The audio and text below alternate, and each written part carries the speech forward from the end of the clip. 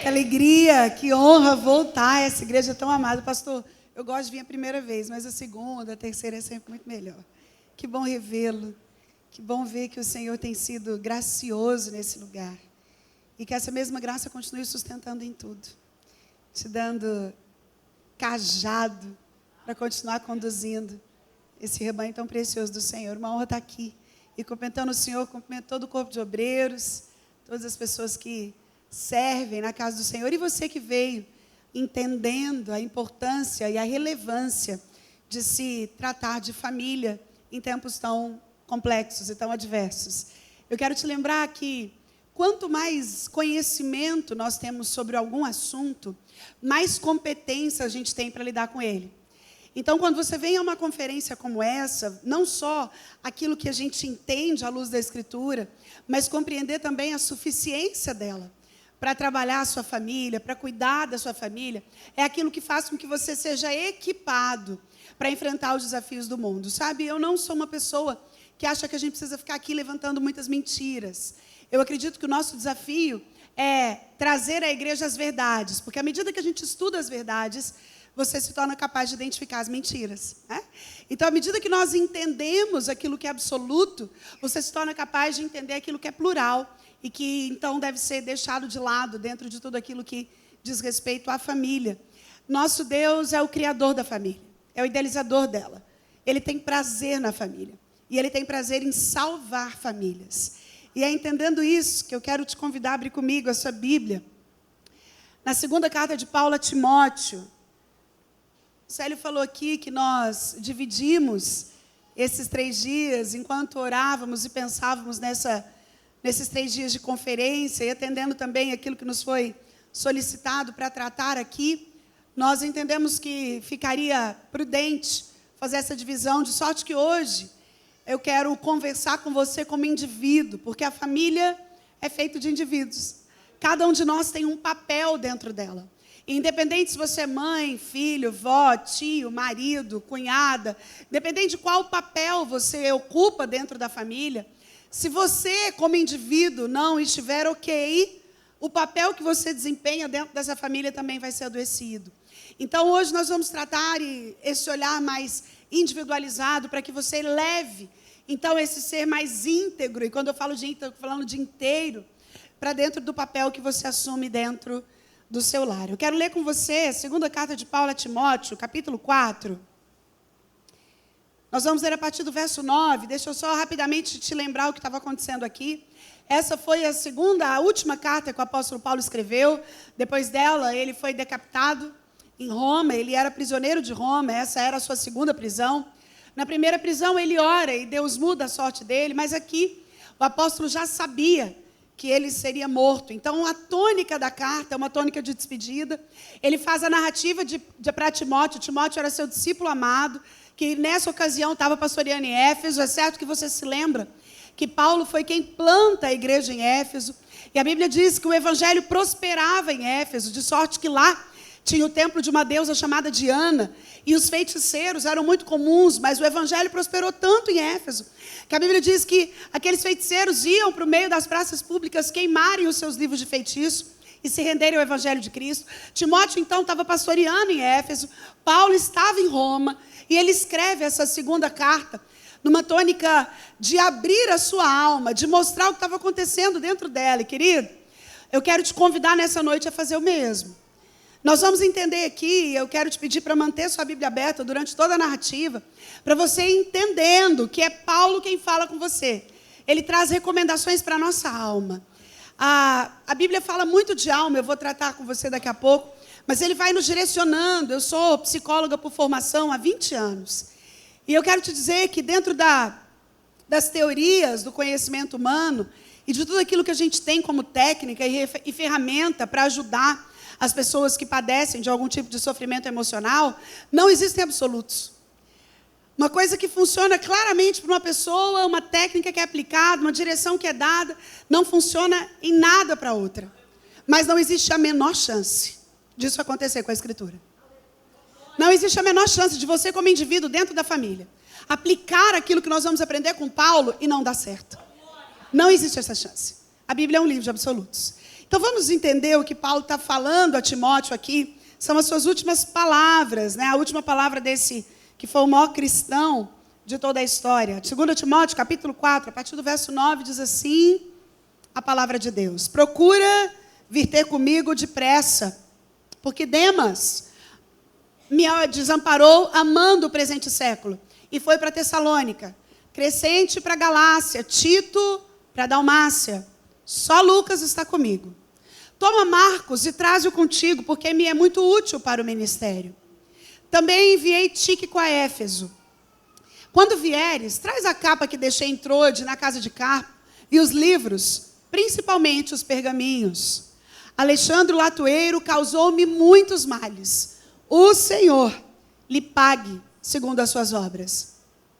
Tu, guarda-te também dele, porque resistiu muito às nossas palavras.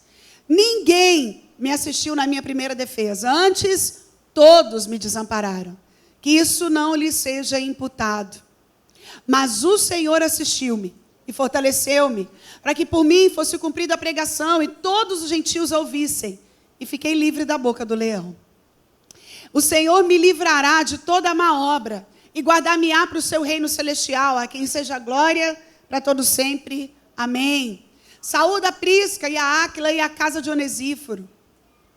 Erasto ficou em Corinto e deixei Trófimo doente em Mileto. Procura vir antes do inverno.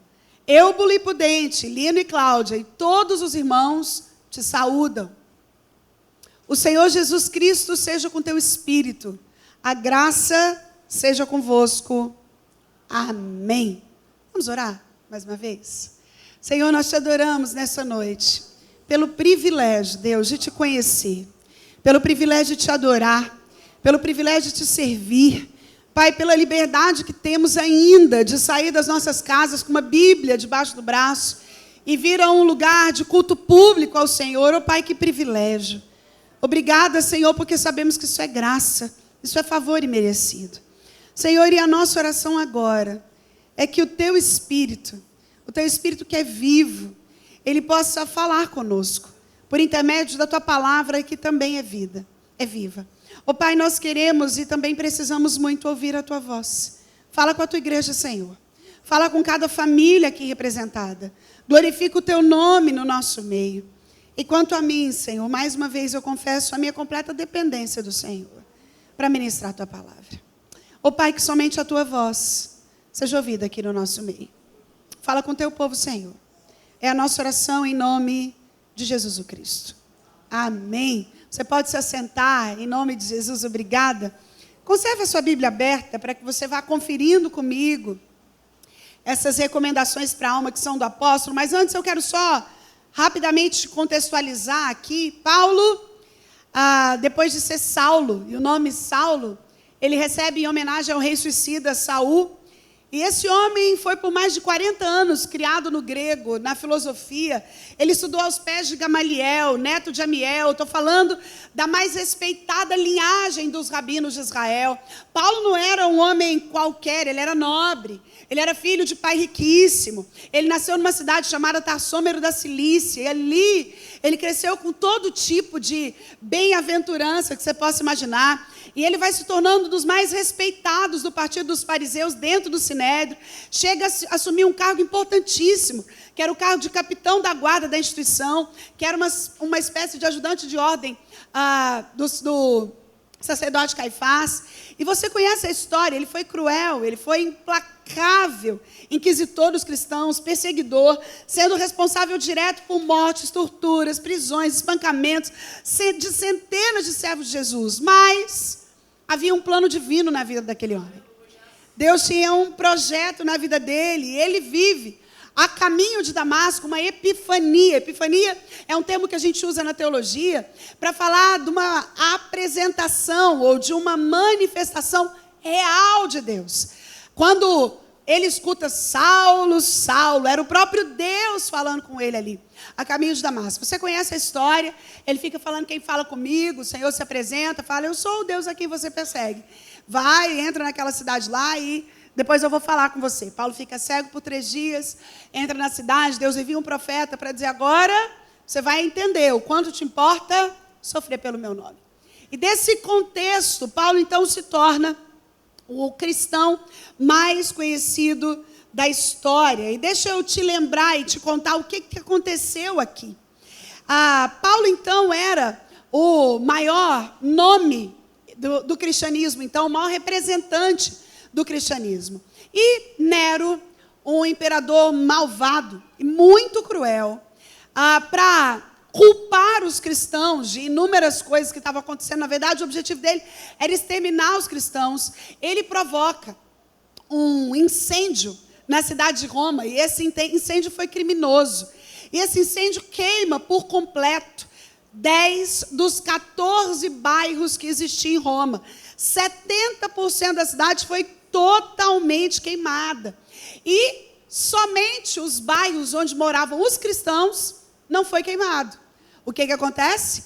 Nero, então, coloca a responsabilidade do incêndio que destrói Roma nos cristãos, que, por sua vez, tinha como seu líder maior o apóstolo Paulo. Paulo, então, é preso. Foi nesse contexto que Paulo vai para a prisão. Paulo estava preso na mais poderosa cidade do mundo. Tudo girava em torno de Roma. Roma era o centro de todas as coisas. E aqui, nessa sua segunda prisão, ele não pede para sair. O espírito do apóstolo é diferente. Na primeira prisão dele, ele pede para sair, mas agora aqui, não. E o pano de fundo do texto que a gente leu começa. Porque Paulo estava preso. A essa altura, já tinha vivido todo tipo de dor física que você possa imaginar. Ele já tinha sido açoitado, ele já tinha apanhado demais, ele já tinha sofrido todo tipo de crueldade, mas ele continuava no centro da vontade de Deus. Mesmo no olho do furacão, mesmo perseguido, torturado, a caminho do cumprimento dessa que seria a pena capital, que acaba por matá-lo mesmo, ele morre decapitado em Roma, por ser acusado por esse incêndio, ele continua parecido com o mestre. Ele continua refletindo Jesus. E ele continua trazendo recomendações para a alma. Eu quero muito rápido te lembrar por que é improvável que nós tenhamos famílias saudáveis, sem que nós tenhamos dentro dela gente saudável de alma. Lá em 1 Pedro diz que há uma milícia pela nossa alma. Milícia do verbo militar, fala de confronto, de luta, de embate, de combate. Nós encontramos na Bíblia inúmeras referências à necessidade de cuidar da alma. O salmista, no Salmo 42, ele faz um solilóquio. O solilóquio é como se fosse você conversando com você, na frente do espelho. E ele vai para a alma dele e ele pergunta: por que você está abatida, minha alma?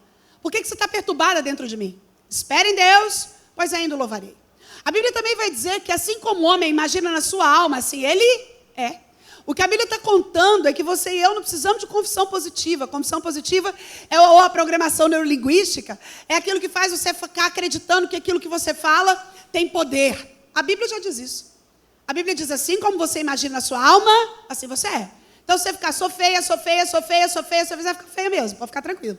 Né? É isso que a Bíblia diz. Se você ficar, não tem dinheiro, está tudo ruim. Querido, deixa eu só fazer um parêntese aqui. Cuidado com a murmuração. Tem um autor que fala uma frase que eu gosto muito. Ele fala que a murmuração é o som do inferno. E é verdade. Porque a murmuração, ela não pode ser típica de um povo que conhece a Deus. Nós somos um povo chamado a viver contentamento. Estar contente, é isso que Paulo vai dizer. Aprendi a viver contente em toda e qualquer situação. Então, o som do inferno vai ser um som de murmuração. Você pode ter certeza que será. Né? Ali onde vai haver choro e ranger de dentes, também vai haver muita gente reclamando o tempo todo. Mas nós não. Nós somos um povo chamado para viver contentamento. Que Deus nos ajude, porque isso é um desafio. Mas a alma, então, é um lugar onde as nossas emoções moram. Deixa eu só muito rápido te explicar por que a gente precisa cuidar da saúde emocional para ter eficácia nos nossos papéis na família. Nós somos seres trinos, nós somos divididos em espírito, em alma e corpo. O espírito é o lugar onde Deus mora. Ele habita no seu espírito. É no seu espírito que Ele fala com você. É no seu espírito que Ele se revela a você. É no espírito que Ele fortalece a sua fé. Quando você vem a um culto público como esse, é no espírito que Deus fala. E você sai abastecido. E a Bíblia diz que o espírito veio de Deus e vai voltar para Deus que o deu, certo? Mas nós também temos o corpo. E o corpo é essa casa que a gente mora nele. O corpo é finito, o corpo é limitado, o corpo é mortal, o corpo envelhece. O corpo tem necessidades, ele sente frio, ele sente calor. E mesmo que você seja o mais espiritual dos crentes, o seu corpo apresenta as mesmíssimas limitações. Ele fica doente, ele vai envelhecer, ele sofre de frio, ele precisa comer, ele tem necessidades primárias. Então, mesmo que você seja muito crente, no corpo nada vai mudar. A Bíblia diz que ele veio do pó e ele vai voltar para o pó. Mas nós temos a alma. E a alma é o lugar onde moram as nossas emoções. Está tudo lá. Dor, alegria, medo, raiva, angústia, decepção, traição, humilhação, trauma, abuso, abandono. Está tudo lá. A alma é a consciência. É aquilo que nos dá clareza de passado, presente e futuro.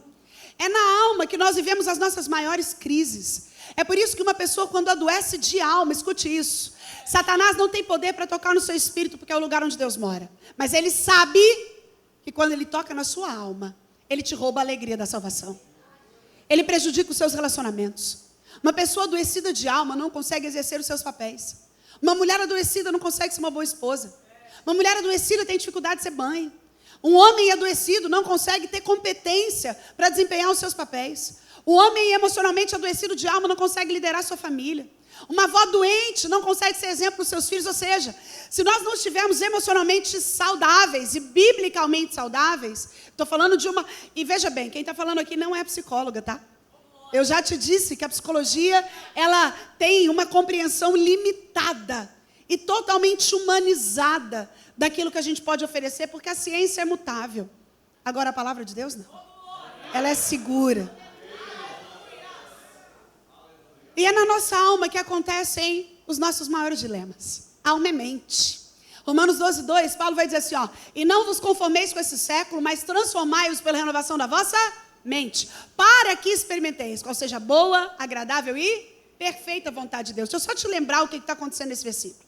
Paulo vai falar que Deus tem uma vontade boa, perfeita e agradável te esperando. Mas ele vai dizer que para alcançá-la, você e eu temos que fazer duas coisas. Primeiro, não nos conformar com esse século. A palavra conformar aqui é autoexplicativa, mas às vezes a gente se perde nela. Conformar é entrar na forma, é ficar parecido, é ser moldado. Se você vai fazer um bolo na sua casa e tiver uma forma torta, o bolo vai sair torto, obviamente. Porque quando você entra numa forma, você pega o formato dela. Então Paulo diz, não conforma. Mas, esse mas aqui na língua portuguesa é que a gente chama de conjunção adversativa. O que isso significa? Que a ideia que o autor vai falar agora é o oposto do que ele falou antes. Então ele vai falar, mas transformai-vos. É importante que a gente entenda o tempo verbal aqui, porque a mensagem está subentendida nele. Esse transformai-vos tem duas características importantes. Primeiro, está no imperativo. Sabe o que isso significa? Transformar a alma não é opção, é ordem. Todas as vezes que um verbo está no imperativo, a implicância direta é de ordem. Então, transformar a alma, não preciso ser espiritual demais. Tem gente que pensa assim, não preciso olhar para as emoções, afinal de contas eu nasci crente. Não, não preciso não. A ordem é para geral. Transformai-os. Você e eu precisamos. E a segunda característica do verbo é que ele está no presente contínuo. Sabe o que isso significa? Processo. Eu precisei transformar a alma ontem. Eu preciso transformar a alma hoje. Eu vou continuar precisando transformar a alma amanhã. E o resultado disso é experimentar a vontade que é boa, que é perfeita e que é agradável de Deus. Então, às vezes, você não está experimentando a vontade boa, perfeita e agradável de Deus, é bom fazer esse check-up. Às vezes você está conformado e às vezes não está transformando. Então, aqui existe um absoluto de necessidade. Sara, o que tem dentro da alma? Eu vou te explicar muito rápido. A gente faz uma subdivisão que é pedagógica para falar de alma. Dentro da alma existe personalidade, dentro da alma existe caráter e dentro da alma existe temperamento. Eu vou falar rapidamente de cada um para que você entenda como isso, dentro da família, se não curado, traz problema. Personalidade é formada do 0 aos 7 anos. Alô, você que é mãe de criança. Segunda-feira eu vou falar mais sobre criação de filhos, mas eu quero que você já entenda que esse negócio de, deixa a criança. Não, pode falar, não está ouvindo não. Isso é a maior tolice que alguém pode fazer. Porque do 0 aos 7 anos, que é o que a gente chama de primeira infância, está se formando o ciclo da personalidade. E depois que ele se fecha, querido, a gente não muda. Nós não temos como intervir na pessoa. Pastor, Deus faz milagre. Amém, ele faz. Mas é só milagre que muda a personalidade. Tá? Então, a personalidade é uma coisa que a gente precisa cuidar, porque ela é resultado de 3 coisas. Escute isso. Personalidade é resultado de DNA, ou seja, 1/3 da sua personalidade veio do seu pai e de sua mãe. Personalidade é resultado de influência do meio. O 2/3 da personalidade tem a ver com qual desenho você assistiu, como era o ambiente da sua casa, qual escola você estudou, a quais situações você foi exposta, com quem você conviveu, o que as pessoas falaram para você. Isso tudo está entrando e formatando personalidade. E o 3/3 da personalidade é aquilo que nos individualiza, que é o que eu faço com isso que eu recebi. Então, por exemplo, Sara, eu tenho só um irmão. Ele é 2 anos e 8 meses mais novo que eu. Então, nós temos o mesmo DNA, somos filhos do mesmo pai e da mesma mãe. Nós fomos expostos às mesmas influências do meio. A gente morou na mesma casa, estudou na mesma escola, assistia as mesmas coisas, tinha mais ou menos os mesmos amigos. Mas nós somos totalmente diferentes. Porque cada um pega isso que recebe e transforma naquilo que nos individualiza enquanto personalidade, certo? Então, a personalidade está dentro da alma. Segunda coisa que está dentro da alma é o caráter.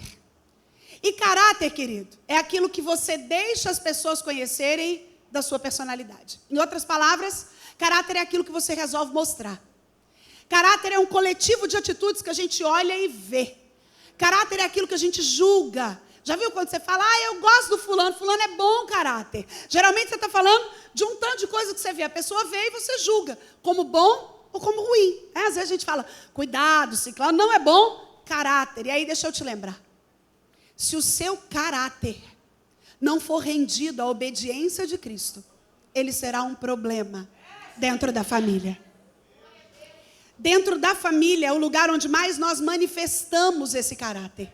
Porque nos outros lugares a gente põe máscaras nele. Eu te disse que o caráter é o que eu decido mostrar. Dentro da família as máscaras caem, porque é o lugar onde a gente é a gente. Né?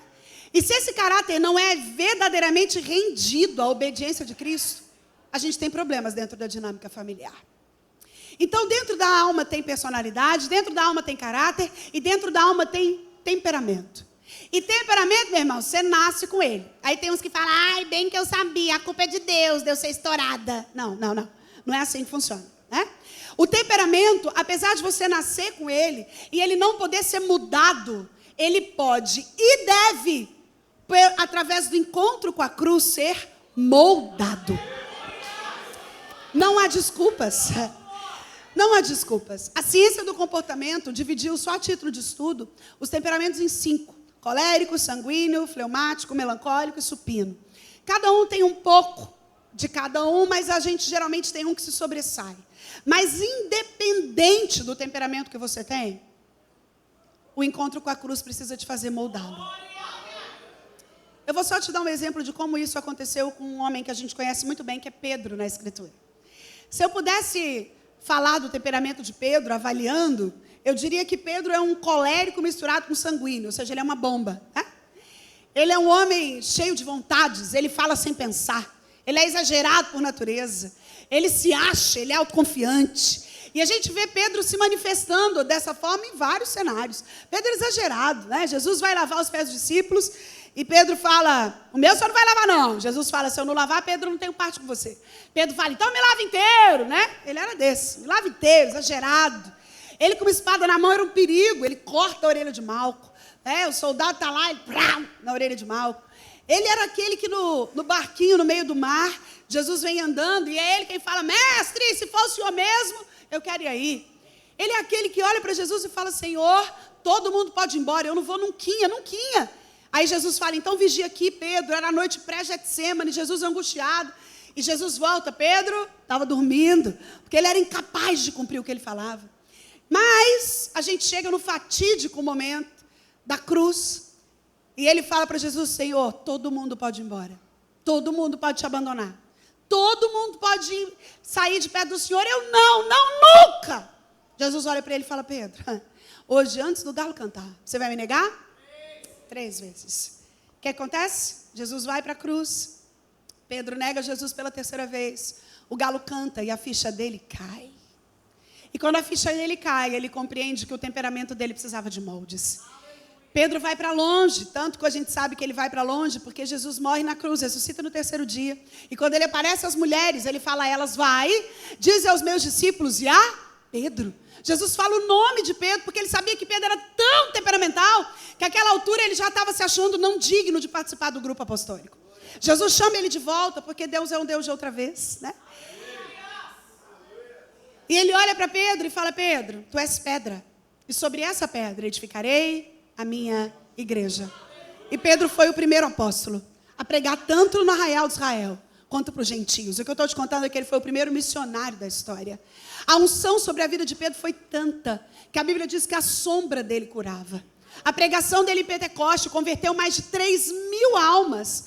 E ele continua exagerado, ele não muda o temperamento, mas ele é moldado. Ele continua o mesmo Pedro, mas agora totalmente moldado pelo desenho do Espírito de Deus.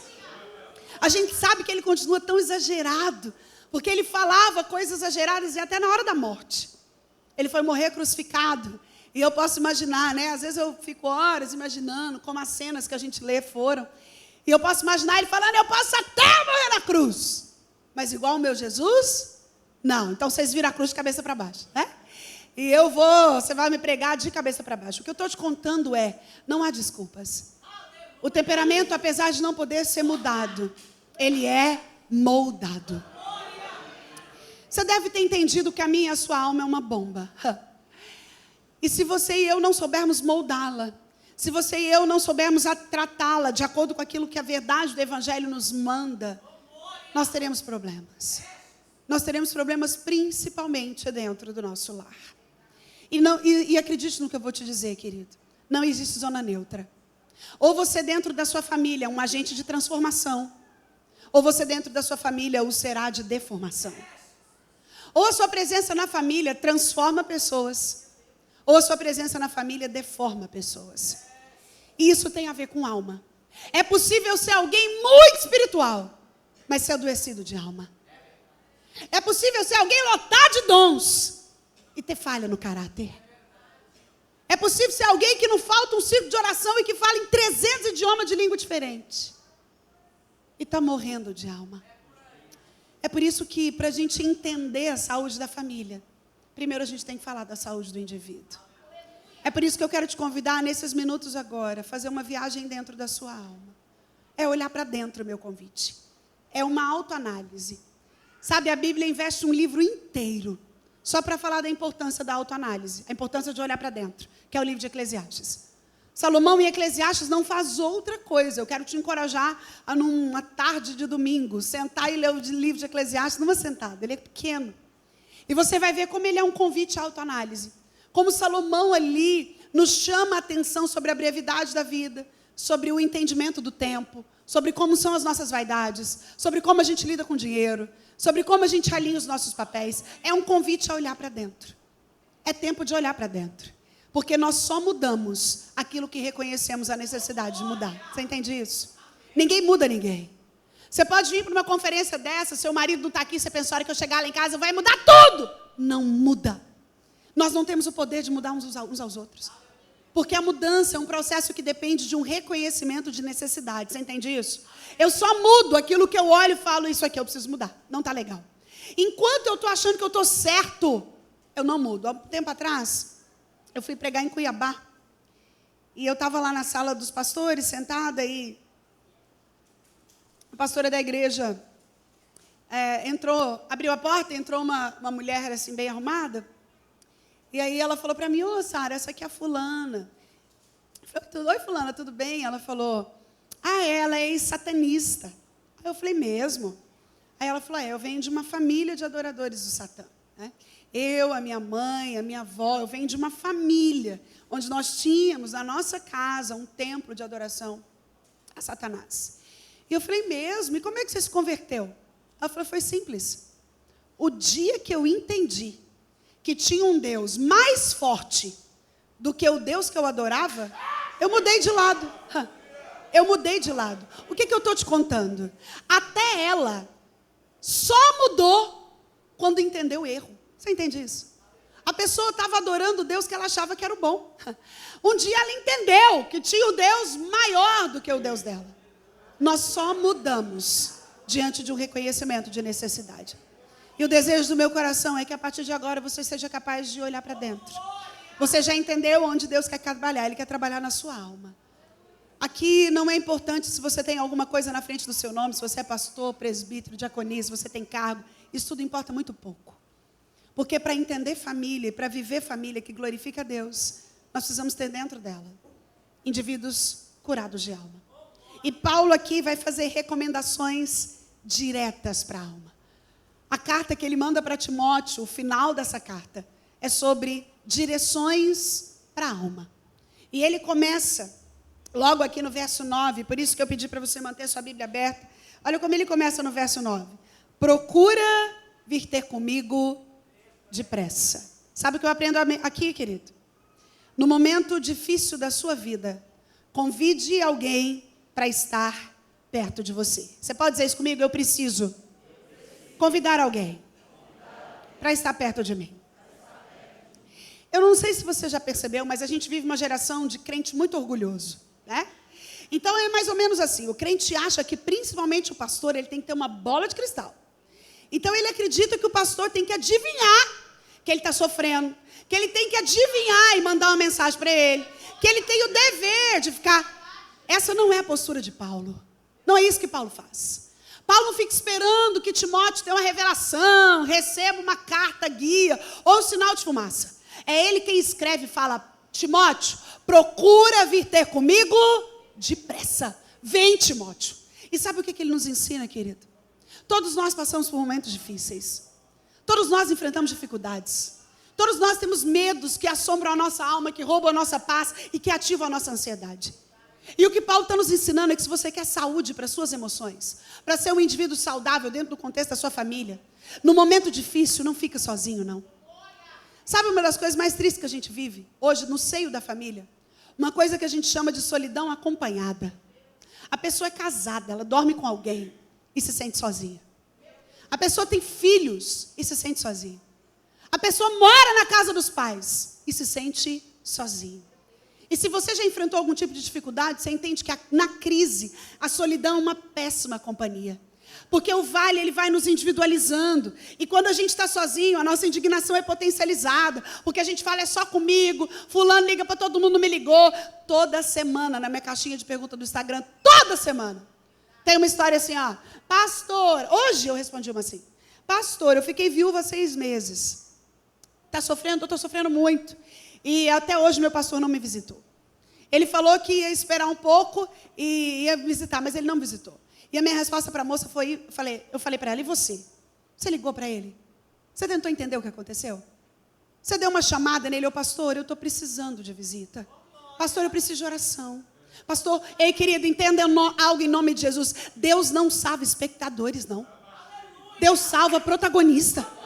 Você não é chamado para ser alguém que só assiste as coisas. É por isso que até a forma como nós verbalizamos mostra muito do nosso entendimento. Tem gente que sai de casa e fala, eu estou indo ali assistir um culto. Não! Você não veio assistir a um culto. Você veio prestar um culto. Isso faz toda a diferença. Independente se você vai cantar, se você vai orar, se você vai pegar no microfone ou não. Você veio aqui entregar o seu culto. A ideia não é que você senta aí e você é um agente passivo na relação. Você cantou hoje aqui que Deus é um ser de relacionamento. É por isso que não importa a religiosidade, não tem formalidade. Você entra porque Ele é Pai. E para ter relacionamento, os dois são polos ativos da relação. Ô querido, quem fica sozinho adoece. Quem sabe você está sozinho dentro da sua família porque não tem coragem de chamar seu marido e falar, vem cá, ora comigo. Eu estou precisando. Chamar um filho e falar, filho, vem cá, você tem uma prova difícil, eu vou orar com você. Você está indo para uma entrevista de trabalho, querido, no momento difícil da vida, convide alguém para estar perto. E não fique esperando que o outro adivinhe. Vá você. A postura de Paulo não é uma postura... Veja bem, a postura de Paulo não é uma postura de quem está só esperando que as coisas aconteçam. E aqui eu vou falar uma coisa com todo zelo. Paulo era homem, viu, varão? Os homens têm mais dificuldade de expor emoções. É por isso que eles morrem rápido. Eles morrem primeiro. Tem muito mais viúva do que tem viúvo, já viu? Muito mais. Ó. Porque o homem vai guardando mágoa, guardando aquele trem, você não sabe o que está acontecendo dentro dele. Quando vem, pá, fartou. Paulo não faz assim. Paulo fala de emoções. Paulo abre o coração para Timóteo. Paulo não tem nhenhenhen, ele não tem essa perspectiva de durão. Timóteo, vem depressa. Procura vir depressa. Ele está falando, eu estou precisando de você, eu estou precisando de amigo, eu estou precisando do meu discípulo amado, eu estou precisando de alguém para estar perto. Ô querido, se você quer cuidar da sua alma, para exercer bem o seu papel dentro do lar, no momento difícil, convide alguém para estar perto. Não fique esperando que essa pessoa adivinhe, tenha uma revelação, que Deus fale com ela, porque pode ser que Deus não fale. Somos nós quem precisamos falar. A saúde da sua alma é seu interesse. A saúde da sua alma é a sua intenção. E é isso que Paulo vai nos ensinar aqui. E ele continua, e eu também, olha o que ele fala no verso 10. Porque Demas, tendo amado o presente século, ou amando o presente século, me abandonou e foi para Tessalônica. Crescente foi para Galácia. Tito foi para Dalmácia. Sabe o que eu aprendo aqui? Nesse verso 10. Se você e eu queremos cuidar da nossa alma, para desempenharmos bem o nosso papel dentro do contexto da nossa família, nós não devemos ficar olhando para quem nos feriu. Você pode dizer isso comigo? Eu não devo olhar para quem me feriu. Deixa eu te contar. Paulo está contando para Timóteo o que essas pessoas que antes eram tão próximas dele, aconteceu com elas. Então ele faz uma narrativa. Demas amou o presente século. O que ele está falando é Demas desviou. Demas foi embora, quer saber de Deus, mas não. E o resto, cada um foi para um lugar. Ó, ele me abandonou e foi para Tessalônica, Crescente foi para Galácia, Tito foi para Dalmácia. Foi todo mundo embora. Só que deixa eu te contar uma coisa. Paulo tem uma característica aqui que, se a gente não souber o contexto, não tem preciosidade nisso que ele está narrando. Essas pessoas não eram quaisquer pessoas. Eram pessoas pelas quais Paulo pagou preço. Era gente por quem Paulo intercedeu, caminhou junto, discipulou, mentoriou, chorou, provavelmente fez aniversário, fez casamento, fez velório, fez culto fúnebre. Tudo aquilo que faz em família, Paulo cuidou desse povo. E aí ele vai falar, ô Timóteo, deixa eu te contar. Não ficou ninguém aqui não. Cada um me feriu por um lado e foi embora. Mas escute, a tônica de Paulo não é ressentida. É só narrativa. É por isso que eu te disse que para ter saúde nas emoções, a gente não fica olhando para quem nos feriu. Tem gente que tem arquivo vivo de memória morta. Já viu isso? Tem gente que ama falar porque fulano fez isso comigo há 33 anos, 7 meses, 18 dias atrás. E eu nunca vou esquecer. Porque você, quando nasceu, menino, você não sabe. Foi uma fé na minha vida. Porque você, marido, eu não esqueço também não. E aí você fica com foco em quem te feriu. E a família se torna um entrave de batalhas. Ela se torna um lugar de feridas abertas o tempo todo. Sabe por quê, querido? De novo aqui. Nós não temos poder de mandar naquilo que pessoas fazem conosco. A gente não tem esse controle. Mas eu posso escolher aquilo que eu faço com o que fazem comigo. Isso é um fato. Isso não é uma teoriazinha. Nós podemos escolher a forma como lidamos com aquilo que vem do outro. Existem coisas que simplesmente a gente anula. Eu tratava disso ontem com uma paciente minha, falando para ela que o ápice da segurança emocional é quando nem a crítica, nem o elogio te abalam. Porque tem gente que a crítica para ele, já viu? Te criticou, você morre. Fulano disse que meu cabelo morreu. E geralmente essa mesma pessoa se sente muito bem quando o elogio vem. Mas escute, nem a crítica nem o elogio são permanentes. Ninguém é elogiado o tempo todo. Então, se eu condiciono a minha estrutura de segurança, fundamentada na opinião do outro, quer seja ela crítica, quer seja ela elogio, eu adoeço. O lugar de segurança emocional é quando nem a crítica, mas também nem o elogio me abalam. Tem gente que fica estufado quando recebe elogio. Isso também não é o certo. Como também não é o certo a crítica te derrubar. O ideal é que você tenha uma segurança sobre quem você é em Deus tão grande, que de sorte que quando o elogio vem, a glória é para Ele. E quando a crítica chega, ela não te abala. Quem fica só olhando para quem te feriu, adoece de alma. vai condicionando a alma a isso, fica guardando mágoa. E o Senhor te chama, querido, para dentro da família, espremer esse pus existencial da ferida da alma. A ideia é seguir o caminho olhando para Jesus, escute isso. Não existe ninguém no planeta, respirando agora, que não possa te decepcionar. Nem seu marido, nem seu filho, nem sua esposa, nem sua avó, nem sua mãe. Essa pessoa não existe, nós estamos falando de gente. Nós estamos falando de gente que falha, que erra. Paulo nos ensina a não ficar olhando para quem nos feriu o tempo todo, a quem ficar lembrando o tempo todo. Gente magoada, já viu? Gente que vai ficando ranzinza. A palavra mágoa tem a sua etimologia, ou seja, a sua formatação de linguagem, da palavra má-água. A ideia é você tomar uma água ruim. Uma água ruim que tem poder até para te gerar uma infecção intestinal que pode te matar. E eu quero te lembrar que isso na vida do cristão é totalmente inaceitável. Sabe por quê? Lembra quando Jesus se encontra com a samaritana? E ele olha para ela, e ela ali, dentre várias indagações, fala, por que tu, judeu, me pede beber, eu que sou samaritana? E Jesus olha para ela e fala, se você soubesse quem te pede, você me pediria, e eu te daria a água da vida. Sabe o que eu quero que você entenda? É totalmente antagônico. Alguém que um dia bebeu da água da vida, andar magoado. Uma coisa não casa com a outra. Não combina cristianismo e mágoa.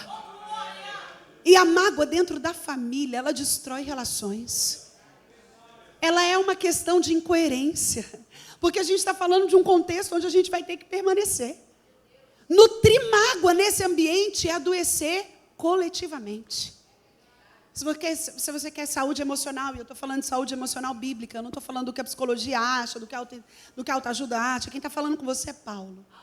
Em primeiro lugar, nos momentos difíceis da vida, não fique sozinho, convide alguém para estar perto. Em segundo lugar, não fique olhando para quem te feriu. Mas eu aprendo uma terceira coisa aqui, que está logo no verso 11, olha aí para o seu texto. Somente Lucas está comigo. Lucas é o médico, tá, que escreveu o Evangelho de Lucas e depois Atos. Ele estava com Paulo ali. E Paulo está contando para Timóteo, né? Somente Lucas está comigo. Encontre Marcos, ou toma Marcos, e traze-o com você, porque me é muito útil para o ministério. Deixa eu te contar o que estava acontecendo aqui. Se você não souber o que aconteceu em Atos 13, isso aqui não faz sentido, tá?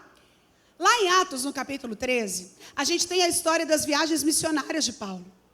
E Marcos andava junto com Barnabé. Mas Marcos era muito jovem e ele dava muito trabalho nas viagens missionárias. De sorte que Paulo chama ele e fala, você não vai viajar mais com a gente. Eu não quero você mais nas viagens. Eu estou resumindo, obviamente, né? Depois, se você quiser saber a história, você volta lá em Atos e lê, tá? Paulo vai falar, não quero mais. Mas aí Barnabé entra no meio, intercede por Marcos, fala, vamos levar ele, vamos levar, por favor, vamos levar. E Paulo cede e leva Marcos de novo. Só que Marcos dá trabalho de novo. Marcos continua difícil. E aí Paulo chega para Barnabé e fala, Barnabé, agora não vai mais dar mais, não dá mais. Não ando mais com Marcos. E ali a gente tem uma cisão. Barnabé vai para um lado, Paulo vai para outro, e cada um vai evangelizar de uma forma. Então, esse era o contexto. Só que, quando Paulo escreve para Timóteo, ele já tinha ouvido falar das mudanças de Marcos. Talvez você não saiba, mas Marcos foi o primeiro evangelho a ser escrito. É o mais curto e foi o primeiro a ser escrito. Eles não estão na Bíblia em ordem que eles foram escritos. Marcos foi o primeiro. E Paulo já sabia dessas mudanças de Marcos. Ele já sabia que ele tinha sido transformado.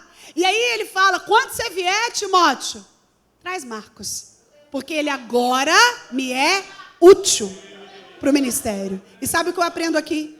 Se você quer ter saúde na sua alma, querido, aprenda a pedir perdão e a liberar perdão.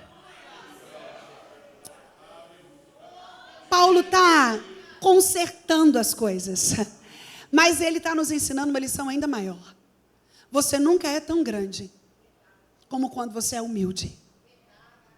Quando ele fala, traz Marcos, é como se ele estivesse voltando atrás. Eu quero te lembrar que perdão é uma asepsia da alma. Perdão é uma limpeza da alma. Quem não perdoa está atrelado no mundo espiritual ao objeto do não perdão. Se você não perdoa algo dentro da família, provavelmente você vive em guerra. Segunda-feira eu vou contextualizar sobre os desafios que a gente tem externamente para conservar a família. E aí você vai entender que é tolo continuar tendo desafios dentro da família, tendo que combater tantos que já estão fora dela. Se dentro da família não há um ambiente de perdão, se você é uma pessoa que fala, eu não perdoo nunca, eu acho engraçado que tem gente que acha bonito isso.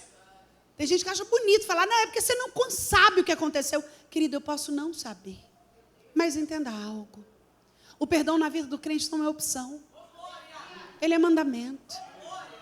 Na oração que Jesus nos ensinou, Ele nos ensinou a pedir. Perdoa as minhas dívidas, assim como eu tenho perdoado a quem nos tem ofendido. Ô querido, quem não perdoa está ligado. Shakespeare fala uma frase interessante. Ele fala que quando você não perdoa, é a mesma coisa de você tomar veneno esperando que o outro morra. Além do mais, a ausência de perdão te coloca numa plataforma de arrogância. Porque quem tem dificuldade de perdoar é porque se sente num lugar superior àquele que não é digno de receber o meu perdão. Eu não estou falando que perdoar é fácil, eu acho dificílimo também. É por isso que perdão não é natural. Ninguém tem em si mesmo força para perdoar. Como é que eu perdoo alguém que me machucou?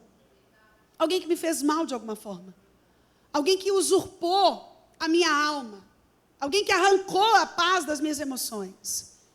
Mas Paulo está nos ensinando que se você quer ter saúde na alma, para ser uma bênção dentro da sua família, aprenda a pedir perdão, aprenda a perdoar. O perdão revela Cristo em nós. E foi o mesmo Paulo quem disse de outra vez, tende em vós o mesmo sentimento que houve também em Cristo Jesus, o qual sendo Deus, não teve por usurpação ser igual a Deus, antes porém se esvaziou, assumindo forma de servo, pelo que Deus o exaltou sobremaneira, Ele deu um nome que está acima de todo nome, para que ao nome de Jesus se dobre todo o joelho e toda língua confesse que Jesus é Deus, para a glória de Deus o Pai. Eu quero te lembrar qual contexto Paulo tinha em mente quando ele escreve essas palavras que eu acabei de citar. O que ele tinha em mente, e é por isso que a Bíblia explica a Bíblia, e se você não conhece o contexto, você se perde dentro da narrativa. Quando Paulo fala essas palavras, o que ele tinha em mente era o episódio do lava-pés. Você deve se lembrar do episódio do lava-pés. Lá, o contexto era o seguinte, ali na Palestina não tinha asfalto, e também não tinha sapato bom, então todo mundo andava na terra. Jesus chega com seus discípulos para jantar na casa de uma família, e era gentil, era educado, colocar uma vasilha para lavar os pés, porque além deles terem caminhado na terra, as mesas na Palestina eram muito baixinhas. Então, quando a pessoa se sentava para comer, ela cruzava os pés, e os pés chegavam muito próximo da boca, muito próximo do prato onde a comida estava. Então, eu acho que você tentou fazer a ideia da mesa aí na sua mente. A mesa era baixinha, sentava-se no chão, dobrava-se os pés, e o pé ficava muito perto do prato. Então, era anti-higiênico não lavar os pés antes de ir à mesa. E geralmente, nas casas mais ricas, tinham-se servos, e o menor dos servos era aquele que lavava os pés. Só que Jesus chega com os 12 numa casa onde ninguém lava os pés. Nem ofereceram água, nem toalha, nem nada. E aí, claro, os discípulos estavam se achando grandes. O assunto da mesa era quem era o maior entre eles. A conversa era essa. Quem é o maior? Quem vai ficar sentado à direita? Quem está à esquerda? A conversa era essa entre eles. E jamais nenhum deles cogitaria lavar os pés. Afinal de contas, isso era tarefa de quem era muito, muito pequeno. Jesus, então, se levanta. Deita uma toalha no ombro. Pega uma bacia. E começa a lavar os pés dos discípulos. A Bíblia vai dizer que houve um silêncio profundo. Quebrado por Pedro, que eu falei agorinha. Porque quando chega a vez de Pedro, ele estava tão constrangido, que ele fala, o senhor não vai lavar meu pé, não. Jesus fala, Pedro, se eu não lavar, eu não tenho parte com você, meu irmão. Pedro, então me lava inteiro. Eu gosto de Jesus que ele dá no talo, né? E aí ele vira para Pedro e fala, não precisam de banhos que já estão limpos. Vou lavar só os seus pés, Pedro. E Jesus termina de lavar os pés e um silêncio sepulcral toma os discípulos. Porque eles estão vendo. Enquanto o assunto entre eles era a arrogância de quem era o maior. Aquele que é Deus, se curvar e lavar os pés de cada um deles. Quando Jesus termina de lavar os pés, ele olha para os discípulos e fala, assim como vocês estão vivendo fazer, façam vocês também. Querido, era esse o episódio que Paulo tinha em mente quando fala: não tende em vós o mesmo sentimento que houve em Cristo Jesus, o qual, sendo Deus, não teve por usurpação ser igual a Deus, antes, porém, se esvaziou, assumindo forma de servo. Agora escute isso: pelo que Deus o exaltou sobremaneira, lhe dando o nome que está acima de todo nome, para que o nome de Jesus se dobre todo o joelho e toda língua confesse que Jesus é Deus, para a glória de Deus o Pai. Sabe o que Paulo te ensina e ensina para mim, meu irmão? Quando você se humilha, Deus te exalta. A função de se humilhar é sua, a função de te exaltar é de Deus. Quando no meio da sua família você decide se levantar para perdoar e pedir perdão, Deus exalta você. Ele conserta relacionamentos, Ele alimenta relações, Ele transforma os corações. A família precisa ser um ambiente de perdão. Se você quer saúde para a sua alma, nos momentos difíceis, convide alguém para estar perto. Não fique olhando para quem te feriu. Aprenda a pedir perdão e perdoar. Mas eu aprendo uma quarta coisa com esse texto, e eu quero deixar para você, está no verso 13. Olha aí, o verso 13 diz assim: quando você vier, traz a capa que eu deixei em Trode. Traz também os livros, especialmente os pergaminhos. Sabe o que Paulo está dizendo, querido? Olha o contexto aqui. Nós estamos falando do homem que escreveu mais da metade do Novo Testamento. Ele era o cara dos pergaminhos. Ele os fazia. Mas ele estava quase morrendo, aflito, numa prisão. Provavelmente precisando pouco de Bíblia, uma vez que tinha ela na mente. Mas ele vai falar: Timóteo, eu deixei minha capa em Trode, traz ela. Também traz os meus livros. Mas, Timóteo, aqui na tradução do português, nós não temos toda a ênfase do grego. No grego tem uma ênfase grande, onde ele vai dizer assim, ó: mas não se esquece, em hipótese alguma, sob nenhuma circunstância, de trazer os pergaminhos. E sabe o que eu aprendo aqui? Se você quer ter saúde nas suas emoções, querido, independente do que você está passando, não se afaste da palavra de Deus. Isso não é óbvio. O que mais a gente vê é quando uma pessoa está sofrendo. É uma narrativa do tipo: eu estou sofrendo tanto que eu não estou conseguindo nem ler Bíblia. Você já ouviu alguém falando assim? Sabe o que é? Está doendo tanto que eu não estou conseguindo nem orar. O que essa pessoa não entende é que sem ler Bíblia não tem vida. A Bíblia é a palavra de Deus. Ela é a voz dele. Ela é a forma como ele decidiu se revelar. Nós acabamos de cantar que Deus quer relacionamento. E Ele quer relacionamento porque Ele é pessoa.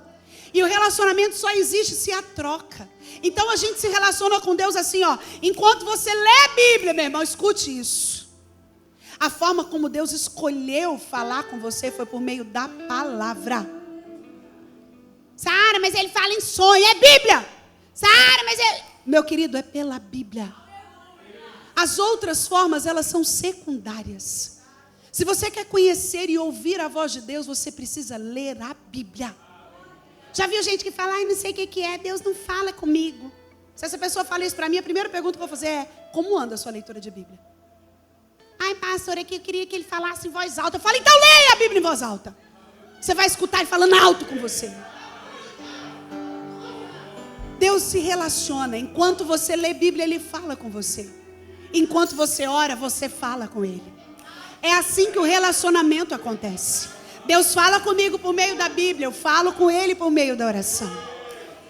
Ei, querido, a palavra é poder, a palavra é vida, a palavra é lâmpada, a palavra é luz, a palavra é direção, a palavra é cura, a palavra é libertação, a palavra é fogo, a palavra é direção, a palavra é amparo, a palavra é segurança, a palavra é alívio, a palavra é segurança. Ei, meu irmão, se você quer saúde para a sua alma, independente do tipo da sua dor, nunca se afaste da palavra de Deus.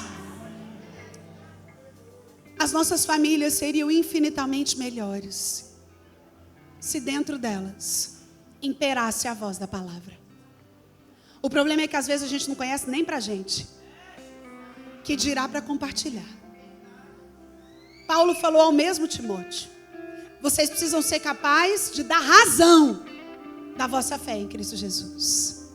A palavra de Deus diz que o povo perece por falta de conhecimento.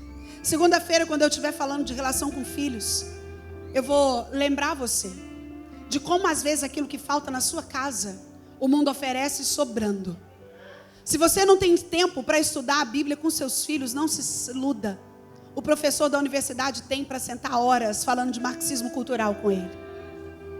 Se você não conhece a Bíblia para passar para quem você ama, não duvide. A internet o fará bem. Nós precisamos estar alimentados da palavra. Independente da dor que você passa, não se afaste da palavra. Ela cura. Ela é direção. A ideia é que à medida que um problema se intensifica, também deve se intensificar a leitura e a meditação da palavra. Porque é ela que ilumina o caminho escuro. Paulo estava morrendo, ele sabia que ia morrer. E ele fala: Timóteo, traz os pergaminhos. Traz os pergaminhos. Se você quer cura da alma para desempenhar os seus papéis dentro da família, nos momentos difíceis da vida, convide alguém para estar perto. Não fique olhando para quem te feriu. Aprenda a pedir perdão e perdoar. Independente do que está passando, não se afaste da palavra de Deus. Mas a gente aprende mais uma coisa importante aqui no verso 14, sobre a cura da alma. Olha o que diz o verso 14. Alexandre, o latoeiro, causou-me muitos males. O Senhor dará a retribuição de acordo com o que ele fez. Tome cuidado com ele, você também, porque resistiu fortemente às nossas palavras. Alexandre o latoeiro foi quem traiu Paulo. Foi quem dedurou Paulo para Nero. Era um homem que trabalhava contra o evangelho. Era alguém que ia contra a prosperidade do reino. E geralmente quando alguém nos fere, pode ser em casa, pode ser fora, a gente é tentado a duas coisas: ou a revidar, ou a querer fazer justiça de qualquer jeito. A gente quer que a pessoa sofra, não é? Na verdade, a gente não quer justiça, a gente quer vingança. Porque justiça legítima é a ideia do olho por olho, dente por dente. Ou seja, é só você pagar de acordo com aquilo que você recebeu. Mas na verdade, a gente não quer que a pessoa receba o mal que ela nos fez. A gente quer que ela sofra, não é? A gente quer estar no palco e ela lá na plateia e dá-lhe sabor de mel, né? E a gente quer isso. É por isso que a Bíblia fala: a justiça de vocês é trapo de imundície. É por isso que a Bíblia diz: ao Senhor pertence a justiça e a você o corar de vergonha. E é por isso que a Bíblia diz: eu retribuirei, diz o Senhor. Porque o nosso Deus odeia a injustiça, diz a Bíblia. Mas o contrário disso, Ele é o sol de toda a justiça. Mas sabe o que eu quero que você entenda aqui? Se você quer saúde para a sua alma, para desempenhar os papéis dentro da sua casa, deixe o Senhor tratar com quem te fez mal. Não fique querendo fazer isso com você mesmo. Paulo é muito claro. Ele fala: Timóteo, Alexandre o latoeiro me causou muitos males. Mas ele não fala assim: eu vou lá, vai lá e faz alguma coisa, conta para alguém, contrata alguém para matar ele. Não é isso que ele fala. Ele fala: o Senhor lhe dará a paga pelo seu trabalho. Paulo sabia em quem ele cria. Oh, querido, se o Senhor é o sol da justiça da sua vida, deixe que Ele trate, deixe que Ele resolva. Sabe, quando eu comecei a fazer psicologia 25 anos atrás, a gente falava muito de doenças psicossomáticas. O que é isso? Eram doenças que tinham fundo emocional determinante. A ideia é que o seu corpo é extremamente inteligente e ele vai precisar reagir à carga emocional que você coloca nele. Vou te explicar muito rapidamente. O corpo busca uma coisa que chama homeostase, que chama equilíbrio. E ele faz isso o tempo inteiro. Então vamos supor que você está com uma dor de cabeça. E aí você vai lá e toma um remédio. Quando esse remédio entra no corpo, o corpo já fica procurando para onde ele é. Quando ele identifica que é para dor, ele melhora a cabeça. Ele também faz isso com o que a gente come. Por isso que você não precisa olhar para um prato de comida e falar: oi, carne, tudo bem? Você é proteína. Por favor, vá para os meus músculos. Macarrão, você é carboidrato. Olha, por favor, me dá energia. Você não precisa fazer isso. Você come. E quando o corpo recebe a comida, ele já distribui Para onde é necessário, excreta o resto. Se você comer a mais, ele vai transformar esse depósito de gordura, né? Então, o corpo é inteligente. Tudo que a gente coloca dentro dele, ele vai mandar para um lugar. O problema é que ele também faz isso com emoções. E ao longo da vida, a gente vai enfiando um monte de coisa nele. Decepção, raiva, ansiedade, medo, angústia, abuso. A gente vai enfiando, É como se o corpo ficasse falando, a carne eu sei para onde eu mando. Esse remédio eu também entendi que é para curar seu estômago. Mas o que eu faço com essa emoção? O que eu faço com essa raiva? Onde eu coloco ela? E não duvide, geralmente, o corpo transformará isso em doença. Ele vai jogar para fora, porque é uma questão de equilíbrio fisiológico. É daqui que vem as ites. Todas as doenças inflamatórias têm fundo emocional determinante. Labirintite, gastrite, bursite, tudo quanto é it tem fundo emocional determinante. Só que hoje, eu te disse que quando eu fiz faculdade, a gente falava de doença psicossomática, de doença que tinha fundo emocional determinante. Hoje, eu não sei se tem algum médico aqui, mas se tiver, ele vai poder respaldar o que eu estou dizendo. A medicina já bateu o martelo. Toda doença, tem um fundo emocional determinante. Toda semana eu recebo do meu consultório pacientes encaminhados pelo cardiologista, pelo neuro, pelo endócrino. A pessoa não tem nada no coração, mas ela tem tanta angústia, tanta palpitação, que depois de varrer o coração e ver que não tem nada, o médico fala, vai fazer terapia. Você está precisando de ajuda emocional. O corpo, ele busca o equilíbrio. O que eu estou te contando é que quando você quer justiça pelas suas próprias mãos, você adoece o seu organismo. Eu trabalhei no Hospital do Câncer de Goiás 2 anos, chefiando um serviço de psicologia ali. Enquanto eu trabalhava ali com pacientes paliativos, eu trabalhava com pré-morte, morte e pós-morte, né? Pré-óbito, óbito e pós-óbito. Eram pacientes paliativos, para os quais a medicina não tinha saída. E a gente fazia essas conciliações, e aí a psicologia entrava para entender o que estava acontecendo. Pasme você. 93% dos pacientes com câncer paliativo, ou seja, com câncer que já ia morrer, das duas, uma. Ou guardava uma grande mágoa, ou escondia um grande segredo. O que eu estou te contando é que aquilo que você enfia dentro de você, o seu corpo vai transformar em doença. Quando eu fico muito querendo que todo mundo pague, fazer justiça, fulano vai pagar. E tem gente que ora, né? Deus vai lá e trata. Ei, querido, isso não é oração não, isso é macumba, viu? Isso aqui não é coisa de crente. Crente confia na justiça de Deus. É bizarro quando você vê crente falar, vou orar para matar. Meu querido, o nome disso é macumba. Quem faz isso não somos nós. Quem faz isso adora outro tipo de... Não adora o nosso Deus. Paulo não tem essa postura. Ele olha e fala, é o Senhor que vai pagar. Certamente você, como eu, se está vivendo, tem pessoas que te feriram. Deixe que o Senhor trate com elas. Deixe que o Senhor trate com elas. Deixe que o Senhor trate com elas. Em último lugar, eu estou encerrando, na verdade, em penúltimo. Olha o que diz o verso 16 aí do seu texto. Ele diz assim, ó. Na minha primeira defesa, ninguém foi em meu favor. Antes, todos me abandonaram. Mas olha o verso 17. Mas o Senhor me assistiu e esteve ao meu lado e me revestiu de forças, para que através de mim a pregação fosse plenamente cumprida e todos os gentios ouvissem, e fui libertado da boca do leão. Sabe o que eu aprendo aqui? Se você quer ter saúde para a alma, querido, lembre-se que você nunca está sozinho, porque Deus jamais te abandona. Olha o que Paulo está contando para Timóteo. Se você ler o contexto, depois eu quero te encorajar, essa carta é pequenininha, são só 4 capítulos, você lê rapidinho. Você vai ver que no capítulo 1, Paulo vai contar que ele tinha uma expectativa. Ele acreditou que o julgamento dele ia estar lotado. Afinal de contas, ele era Paulo, meu irmão.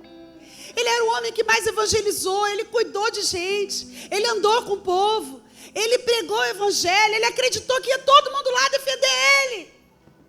Mas não foi ninguém. O versículo 16 tem 2 absolutos. Ninguém e todos. Ele vai dizer a Timóteo, não apareceu ninguém, nem umzinho, nem o João. Não foi ninguém. Antes, todos me abandonaram. Ei, querido, se você já sentiu a dor do abandono, você sabe do que eu estou dizendo. Principalmente quando esse abandono ou essa não gratidão vem de alguém a quem você se dedicou. Isso dói, isso machuca. Nós temos famílias altamente adoecidas, com pais sentindo ingratidão dos filhos. E aí o pai fica magoado. A gente também tem filhos que sentem ingratidão dos pais e ficam extremamente magoados. A gente tem cônjuges que por causa de algum problema estão se sentindo sozinhos e foram se afastando, e ele se sente sozinho, parece que a luta é sozinha, ele não consegue compartilhar aquilo. E isso adoece. Se você quer ter saúde na sua alma, se lembre, você nunca está sozinho. Porque há um Deus que nunca te abandona. Paulo, no verso 17, ele tem convicção, ele fala, mas o Senhor esteve ao meu lado, e ele me revestiu de força. Paulo que sentiu a dor da ingratidão das pessoas, Paulo que pensou que o julgamento dele estava lotado, mas não foi ninguém. Ele entendeu aqui que podia até faltar consolo dos homens, mas nunca faltaria consolo de Deus. Ele entendeu que podia faltar a providência dos homens, mas nunca faltaria a providência de Deus. Oi, meu irmão, entenda algo em nome de Jesus. Isso não é sobre aquilo que você sente. Isso é sobre aquilo que você sabe. Eu vou melhorar para você entender. Porque às vezes fala, sabe o que é? Eu estou me sentindo sozinho. Você pode até se sentir, mas você não está. Porque Jesus disse, eis que estou convosco todos os dias. É promessa dele, isso é sobre quem ele é, não sobre aquilo que você sente. É por isso que eu digo, não confie no sentir, o sentir é perigoso. O sentir é volátil. O sentir é o oposto da fé. Quem precisa estar sempre sentindo muita coisa, no momento de adversidade não consegue se sustentar de pé. Porque no momento da adversidade a gente não sente nada. A gente precisa viver pelo aquilo que sabe, por aquilo que crê. A palavra de Deus diz, ainda que uma mãe se esqueça do filho que ainda amamenta. Ô querida, eu não sei se você entende a profundidade disso. O que a Bíblia está dizendo é ainda que algo tão improvável aconteça. Se você é mãe, já amamentou. Eu sou mãe de 3 filhos e eu amamentei os 3. As meninas eu amamentei mais, 1 ano e 3 meses cada uma. Se tem uma coisa que é impossível, é você esquecer da hora do menino mamar. Porque vai chegando a hora do menino mamar, o peito vai enchendo. Se o menino não mama, ele vai vazando. Se o menino não mama, ele vai doendo. Não tem jeito de uma mãe esquecer de um filho que amamenta. O que a Bíblia está dizendo é que ainda que algo tão improvável aconteça, que é uma mãe se esquecer de um filho que amamenta, eu, todavia, não me esquecerei de ti, diz o Senhor. Ô querido, isso traz saúde para a sua alma. Quem sabe você está se sentindo esquecido dentro da sua família. O Senhor não te abandona. Ele não te esquece. Ele te assiste. Ele está com você. E essa convicção faz com que você traga saúde para a sua alma e desempenhe o seu papel dentro da sua família. Eu te disse que para ter saúde nas emoções como indivíduo, dentro da família, nos momentos difíceis da vida, convide alguém para estar perto. Não fique olhando para quem te feriu. Saiba pedir perdão e perdoar. Independente do que você está passando, não se afaste da palavra de Deus. Deixe o Senhor tratar com quem te fez mal.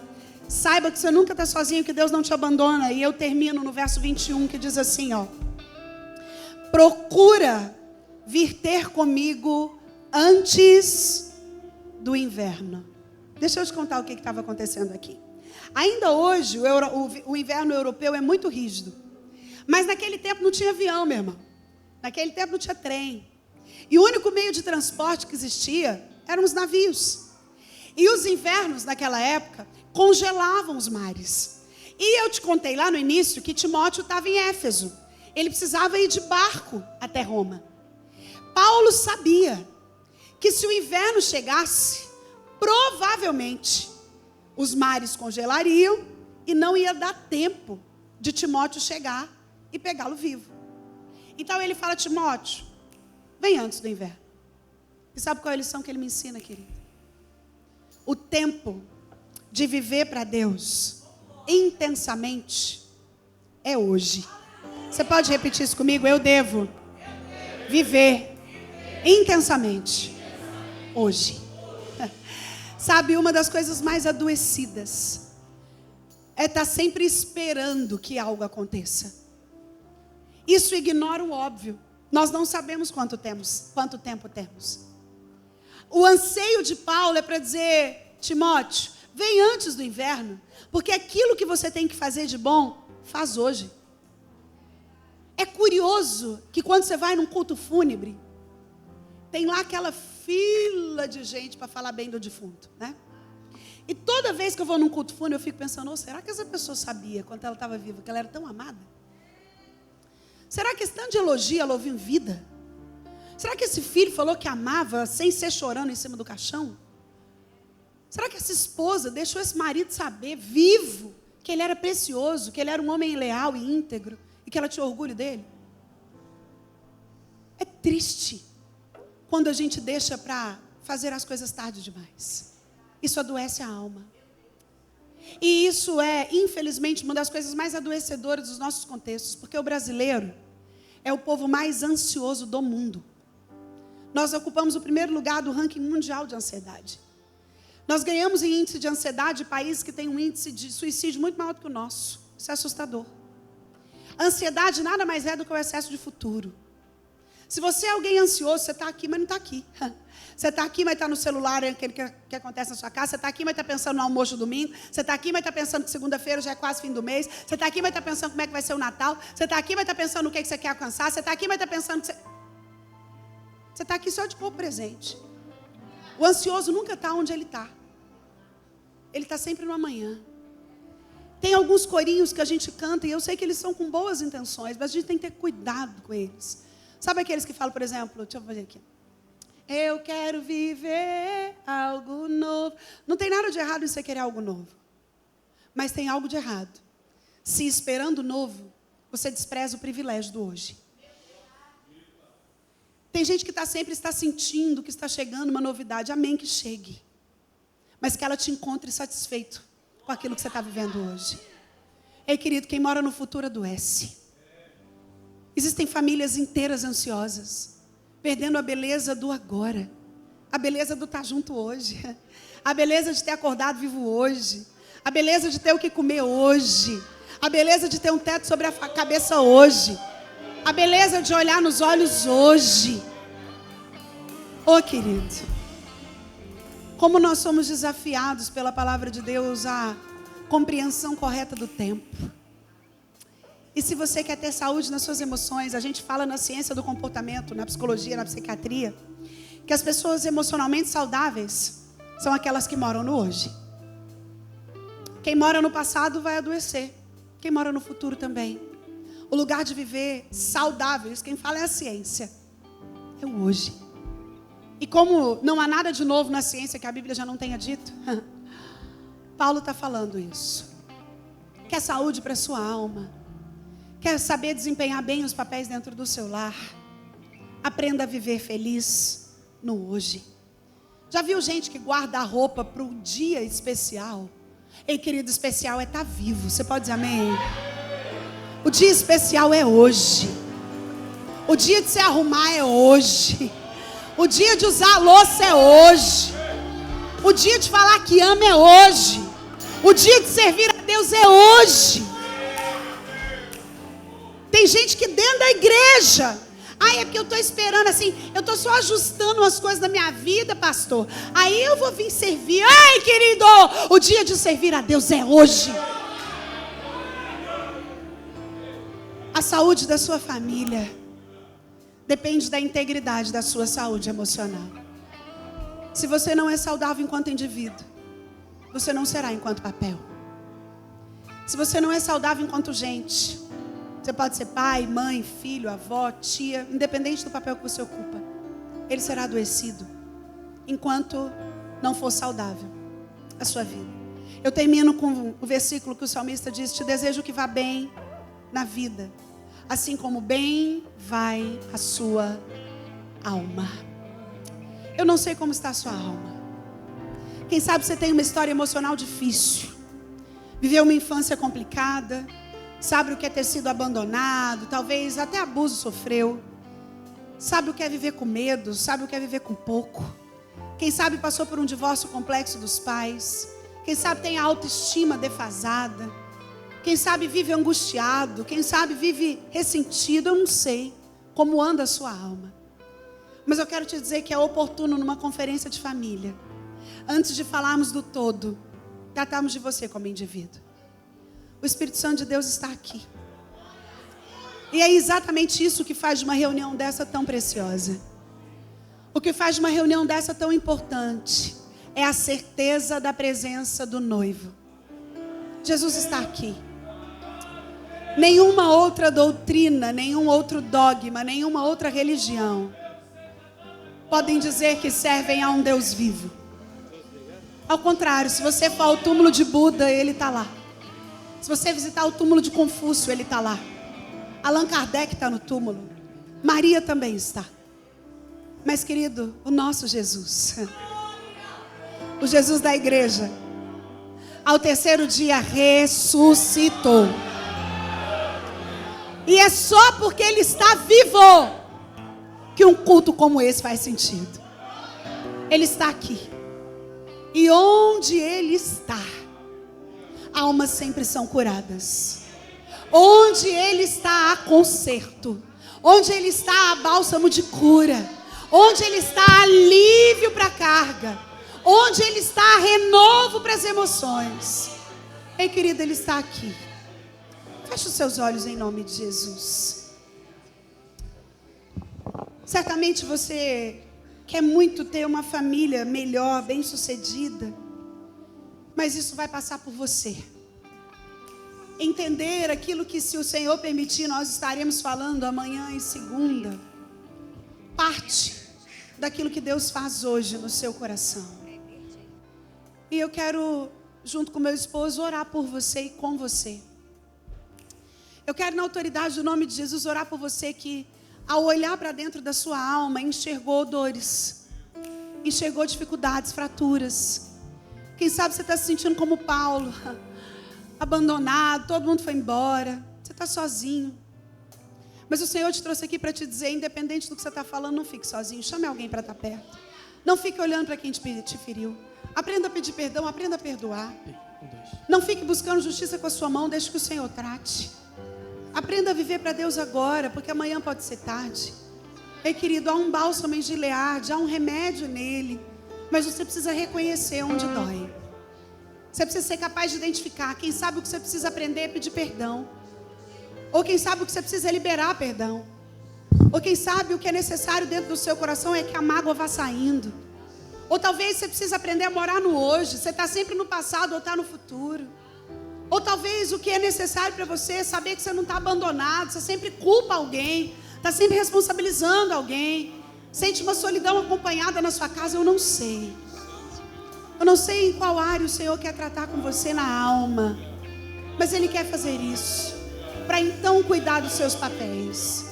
E você que, ao olhar para dentro da sua alma, entendeu que precisa de auxílio, que precisa de cura, que precisa de reparo, eu quero te convidar para se colocar de pé, no seu lugar mesmo, que nós queremos orar por você. Você que quer experimentar a visitação desse Espírito, que consola a dor. Ele é consolador. Ele consola a dor e Ele está aqui. Ao se colocar de pé, feche seus olhos. Acho que o louvor tem uma canção preparada. Amém. Pode cantar, então, enquanto você fecha seus olhos em nome de Jesus. Você vai meditar nessa canção e em seguida nós vamos orar por você. Minha casa será uma casa de bênçãos. Para que a sua casa seja, Deus quer trabalhar em você. Minha casa será Ele quer trabalhar na sua alma. pedaço do céu.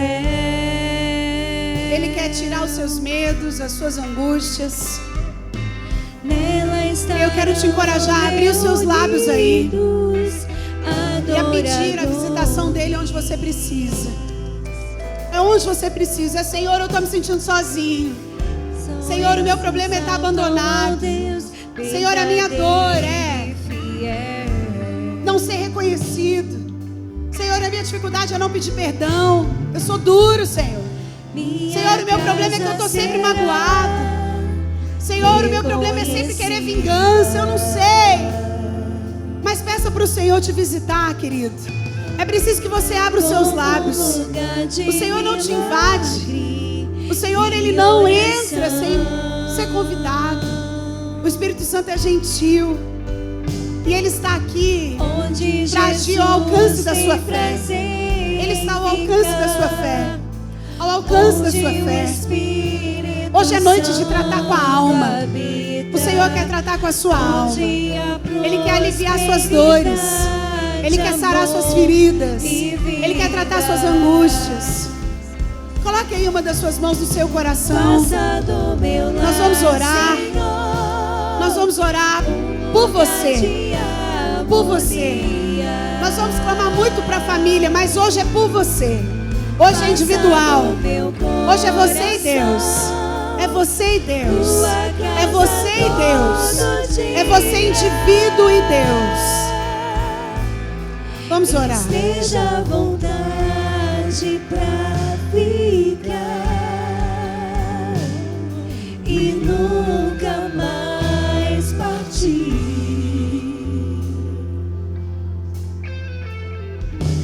Pois a casa que um dia te recebeu nunca mais saberá viver sem ti. Meu Deus, meu Pai, em nome do Senhor Jesus, nós queremos exaltar o Teu nome, Senhor, que é um nome poderoso na terra, é um nome poderoso no céu. Tu és o Deus das grandes realizações, Tu és o Deus do milagre, Tu és o Deus da resposta, Tu és o Deus do sobrenatural. Tu és o Deus do que cura o físico, mas também Tu és o Deus que cura o emocional.